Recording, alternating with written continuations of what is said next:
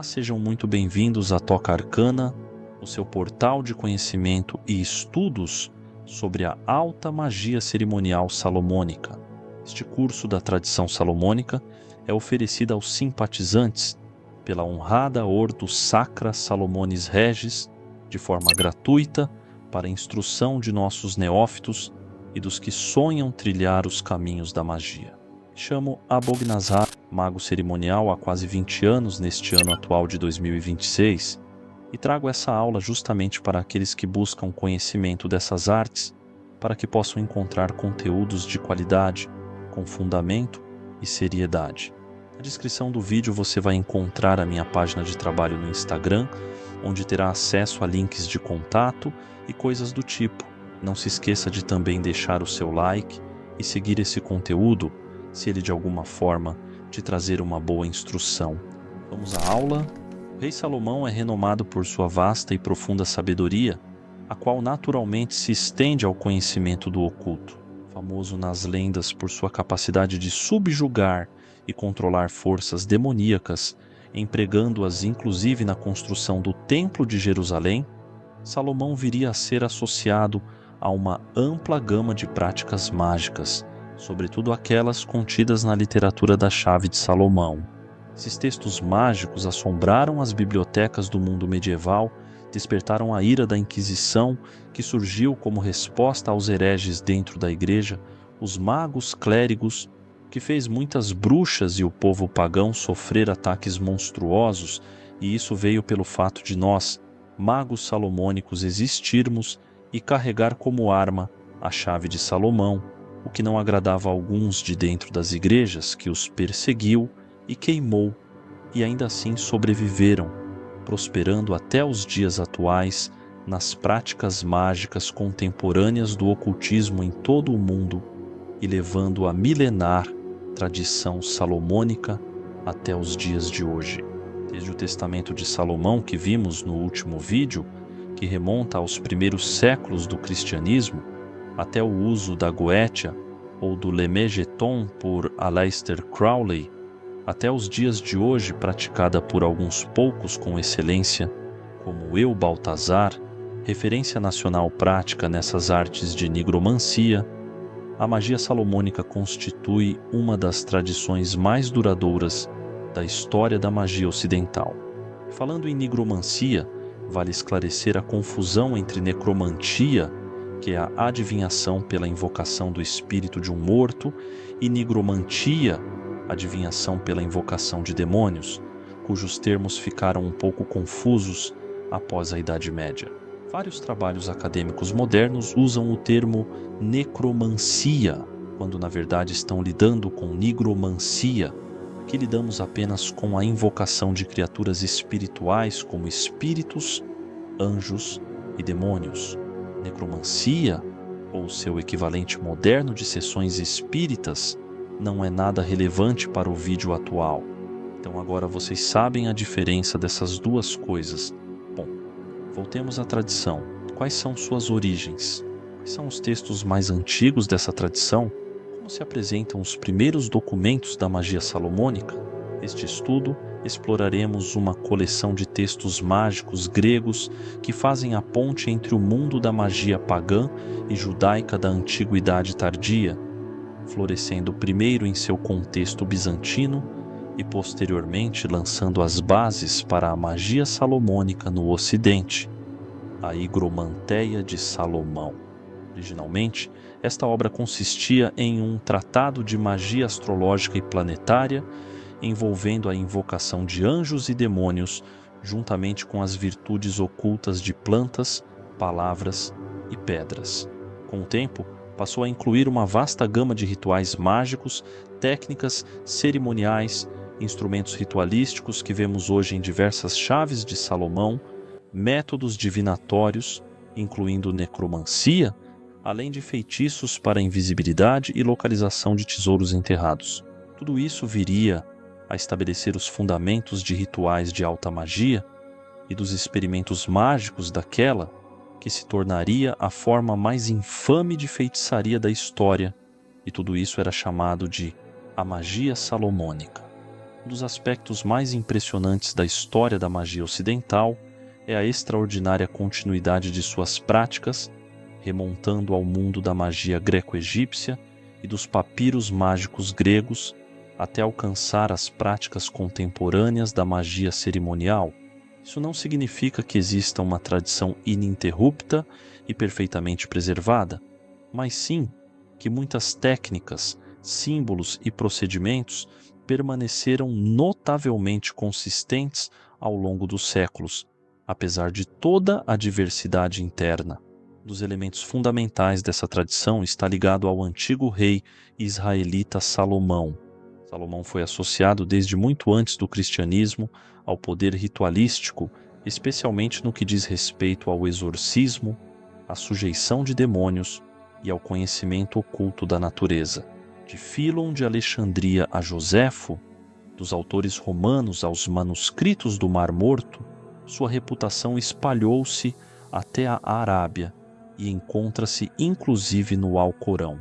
Essa tradição convergiu em um antigo texto lendário no qual Salomão é descrito como tendo subjugado demônios para auxiliar na construção do Templo de Jerusalém. O célebre Testamento de Salomão, embora o testamento em si não seja um manual mágico propriamente dito, como vimos no último vídeo, ele forma o núcleo demonológico que posteriormente figuraria nos sistemas mágicos posteriores, apontando já para práticas efetivas de evocação. E com Salomão no centro das práticas mágicas da antiguidade, exorcismos, prisões demoníacas e manipulação das virtudes ocultas da natureza, era natural que as descrições narrativas de sua magia evoluíssem para manuais completos, ensinando a prática dessa arte. Mas como foram compilados? De onde viriam os autores desse segredo? A Clavícula de Salomão é o mais antigo tratado de magia cerimonial europeia. A palavra clavícula significa chave pequena. A obra leva este nome porque apresenta o que, na época da sua elaboração, considerava-se serem as chaves, ou seja, as regras secretas para a execução de operações mágicas. Embora seja mais conhecido em língua portuguesa pelo título aqui empregado, originário da versão francesa, o livro também foi intitulado em inglês e francês As Verdadeiras Clavículas de Salomão, Chave do Rei Salomão, Chave dos Segredos da Magia do Rabino Salomão, Livro de Salomão, Chave do Conhecimento de Salomão e Grande Chave do Rei Salomão, distinto da Pequena Chave de Salomão ou Le Megeton. Segundo os historiadores do assunto, e ao contrário do que seu título sugere, este livro não foi escrito pelo rei Salomão. A atribuição de uma obra a um personagem famoso era um recurso literário muito utilizado na Antiguidade e na Idade Média Europeia. Frequentemente, naquele tempo, os livros eram escritos por mais de uma pessoa. Eram o resultado do esforço comum de um grupo de estudiosos e muitas vezes consistiam em uma compilação de materiais transmitidos oralmente há muito tempo.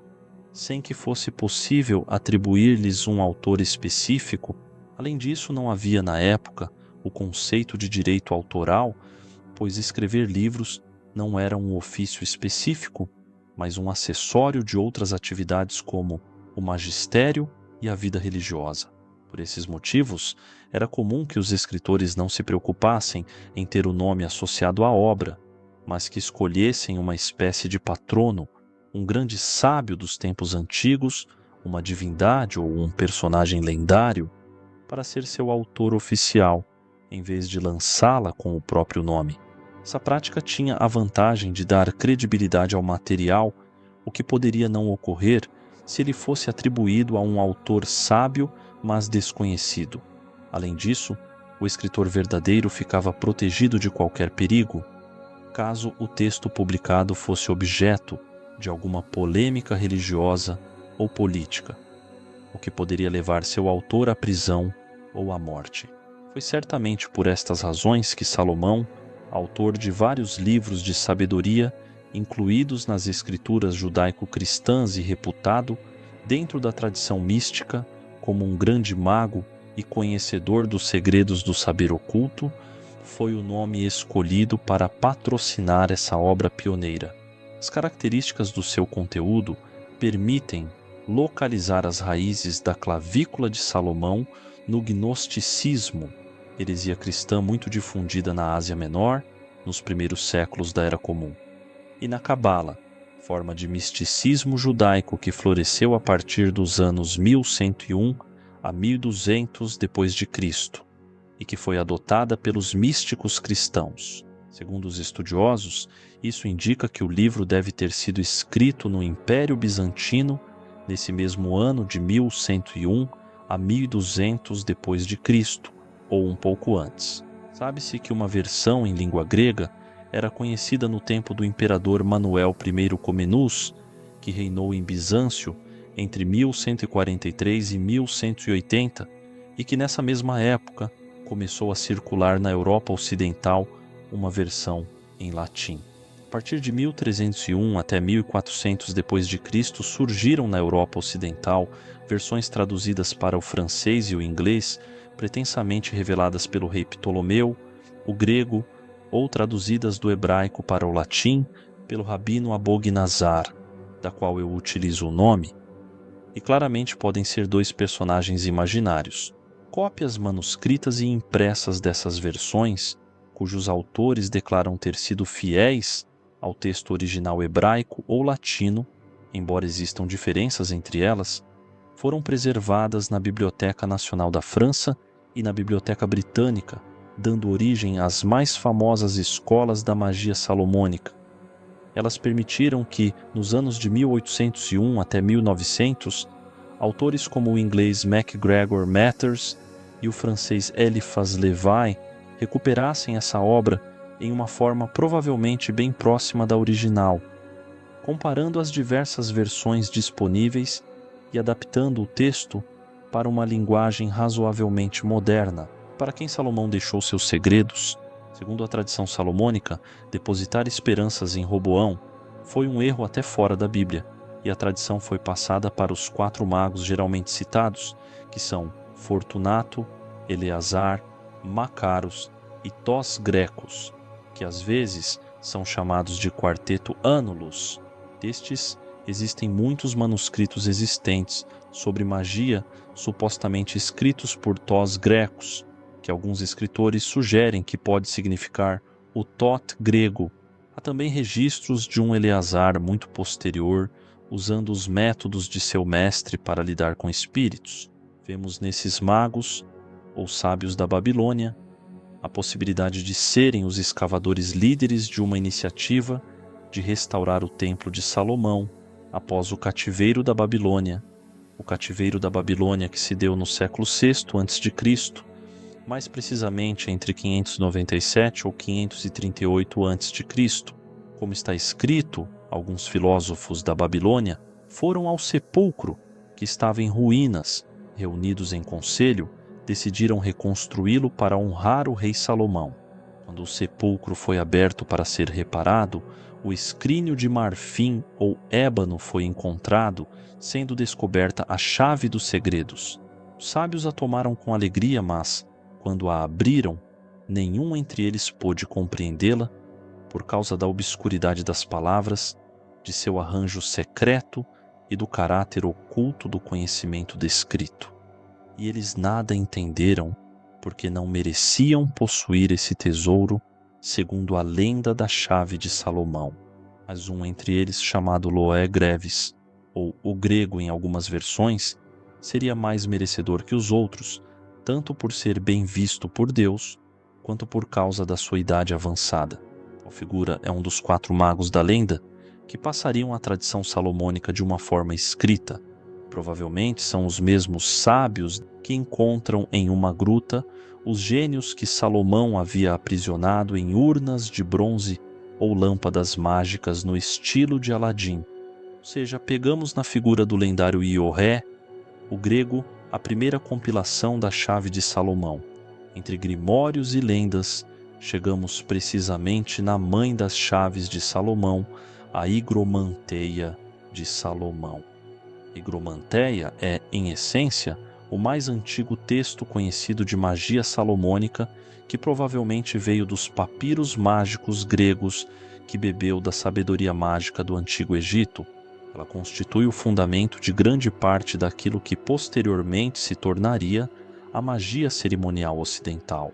Seu núcleo apresenta um sistema relativamente completo de evocação astrológica, conjuração angélica e demoníaca, produção de talismãs planetários, uso das virtudes ocultas de plantas, nomes mágicos e palavras de poder que chamamos de palavras bárbaras, construção de instrumentos rituais, círculos mágicos, vestes e paramentos ritualísticos, técnicas necromânticas ou nigromânticas, busca de tesouros ocultos, aprisionamento de espíritos em recipientes, instruções sobre o anel e o selo de Salomão. O texto também descreve o anel de Salomão, usado para subjugar espíritos, os 4 reis cardeais direcionais demoníacos, os círculos mágicos de proteção, as orações planetárias e angélicas, o sistema de horas planetárias e dias astrológicos, os augúrios, a invocação dos anjos e demônios de cada hora. Em suma, a Higromanteia de Salomão representa a forma mais primitiva e completa da magia salomônica conhecida, sendo o alicerce de praticamente toda a tradição posterior da chave de Salomão ou chave maior, Lemegeton, Goetia, clavícula de Salomão, magia cerimonial ocidental. Espero que tenham gostado desta aula e vídeo. Deixem um like, se inscrevam e comentem ou compartilhem. Cursos assim no cenário nacional estão cada vez mais raros. Eu viso aqui fornecê-los de forma gratuita para aqueles que não se contentam com as medíocres fantasias que encontramos por aí. Nos vemos na próxima aula.